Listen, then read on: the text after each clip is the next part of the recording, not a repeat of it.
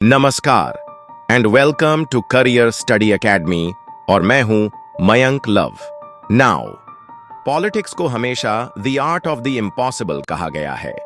कल तक जिस चाइना को लेकर बॉयकॉट का नारा बुलंद था, जिस शी जिनपिंग पर मीम्स बन रहे थे और जिस हिपोक्रेसी को मीडिया दिन रात एक्सपोज कर रही थी, आज वही चाइना भारत के लिए new friend, new partner in prosperity बनकर सामने खड़ा है।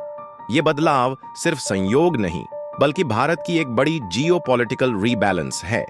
एससीओ समिट में प्रधानमंत्री नरेंद्र मोदी का जाना ऐसे समय पर हुआ जब इंडिया यूएस रिलेशंस अपने सबसे कठिन दौर से गुजर रहे थे। यही वजह है कि चीन की ओर यह झुकाव या कहें नया संतुलन पूरी ग्लोबल चेसबोर्ड पर एक बड़ा मूव माना जा रहा है और इस मूव ने अमेरिका को भी बेचैन कर दिया है। लेकिन असली सवाल है, एससीओ समिट की सच्चाई क्या है? मीडिया में आपको हंसी मजाक, फोटो सेशन, नाच गाना सब कुछ दिखेगा, लेकिन असली बातें हेडलाइंस के पीछे छिपी रहती हैं। कोई दिखाएगा कि मोदी जी के चारों ओर दुनिया घूम रही है, तो पाकिस्तान मीडिया कहेगा पाकिस्तान के प्रधानमंत्री शो स्टॉपर थे। पर असलियत यह है कि हर देश अपने अपने हित साध रहा था और खेल परफॉर्मेटिव डिप्लोमेसी का था। इस बार विदेश मंत्री एस जयशंकर निजी कारणों से शामिल नहीं हो पाए, लेकिन एनएसए अजित डोवाल प्रधानमंत्री के बगल में मौजूद थे। वहीं टेररिज्म रेजोल्यूशन अपनाया गया, लेकिन इतना सामान्य शब्दों में कि पाकिस्तान भी उसका समर्थन कर सका। नाम किसी का नहीं लिया गया।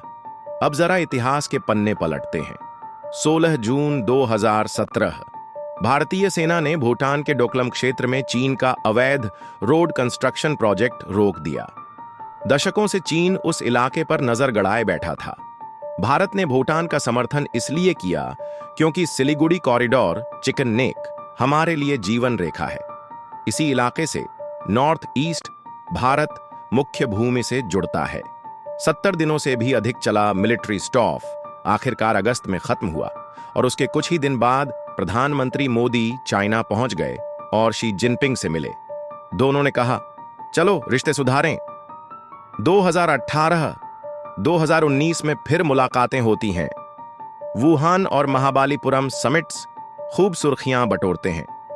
भारतीय मीडिया इन्हें डिप्लोमैटिक मास्टर स्ट्रोक कहता है, लेकिन सच्चाई यही है कि मोदी सरकार भी वही गलती कर रही थी जो कभी नेहरू ने की थी।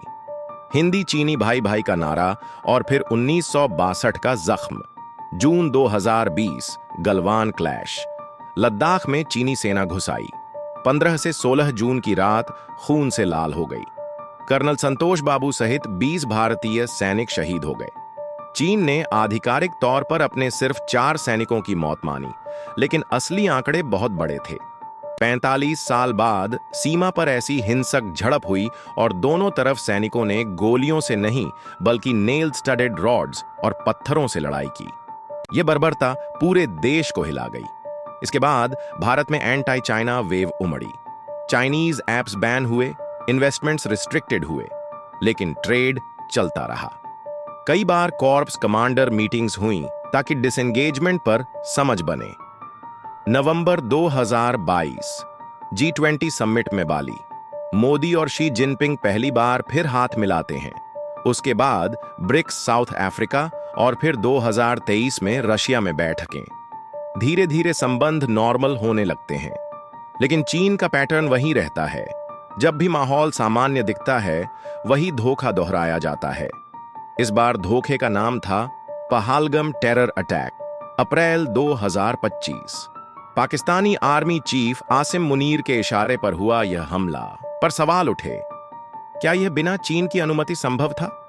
फिर ऑपरेशन सिंदूर में तो चीन ने खुलेआम पाकिस्तान का साथ दिया, चाहे मिलिट्री इंटेलिजेंस देना हो या diplomatic cover in UN.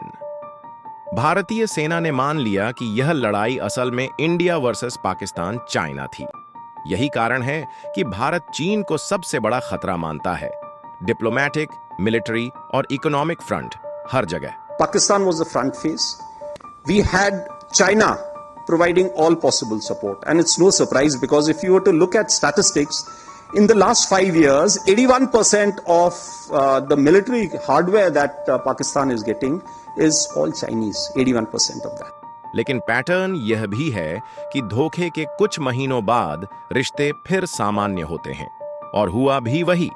Operation सिंदूर के केवल 4 महीने बाद मोदी फिर से चीन पहुंचे और SCO तियानजिन समिट के दौरान शी जिनपिंग से बिलेटरल टॉक भी हुई। विडंबना देखिए, एक अमेरिकी राष्ट्रपति को सबक सिखाने के लिए हम उसी दुश्मन से हाथ मिला रहे हैं जिसने बार बार हमें पीठ पर वार किया है। लेकिन यही जियोपॉलिटिक्स है, टाइम का तकाजा। अब सवाल है, इंडिया US रिलेशन क्यों बिगड़े? कहानी लंबी है। डोनाल्ड ट्रंप ने अपने शपथ ग्रहण समारोह में मोदी जी को नहीं बुलाया। फिर उनकी नीतियों में इंडिया टिल्ट कहीं ना कहीं कमजोर पड़ी। अब की बार ट्रंप सरकार वापस आई, लेकिन रिश्ते और खराब हो गए।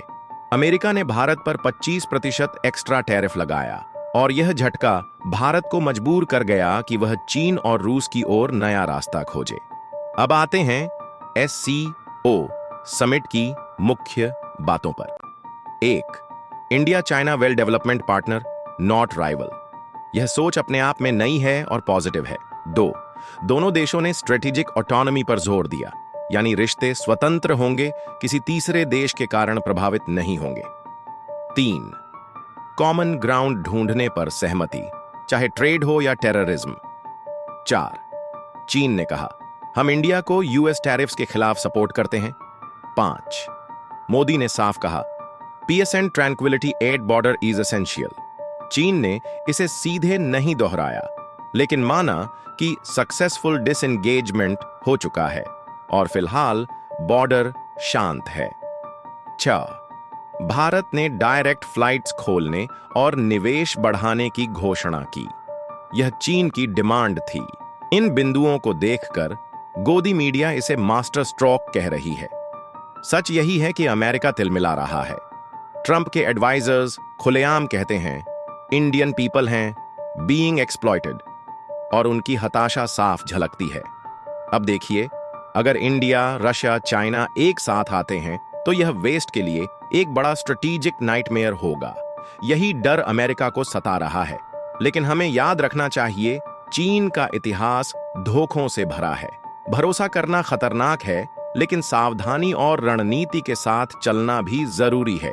शायद यही वजह है कि मोदी सरकार चीन से मुस्कान के साथ हाथ मिला रही है, पर भीतर ही भीतर आंखों में सतर्कता भी रख रही है। इंडिया चाइना रिलेशनशिप एक लंबी कहानी है, कभी दोस्त, कभी दुश्मन, कभी पार्टनर, कभी प्रतिद्वंदी। लेकिन इस बार दांव बड़ा है। अगर सही रणनीति से खेला गया तो भारत अपने हितों को सुरक्षित रखते हुए पश्चिम को संतुलन दिखा सकता है। तो क्या चीन पर भरोसा करना मोदी सरकार की भूल है या मजबूरी है, या यही पासा हमें वैश्विक मंच पर नई ताकत दिला सकता है? समय ही बताएगा। हमारे चैनल पर अपना प्यार बनाए रखिए, सब्सक्राइब जरूर कीजिए। धन्यवाद। जय हिंद।